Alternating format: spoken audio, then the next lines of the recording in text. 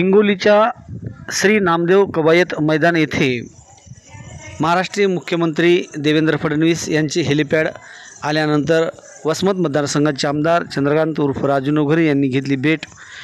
आज 29 मे रोजी 4 वाजण्याच्या सुमारामध्ये हिंगोलीच्या रामलीला मैदान येथे सभेचे आयोजन करण्यात आले होते। या सभेच्या दरम्यान महाराष्ट्र राज्याचे मुख्यमंत्री देवेंद्र फडणवीस हे हेलिकॉप्टरने आले असता नामदेव कवायत मैदान येथे हेलिपॅडच्या ठिकाणी महायुतीचे 3ही आमदार यांनी देवेंद्र फडणवीस यांचं स्वागत केले, त्यांची सदिच्छा भेट घेतली।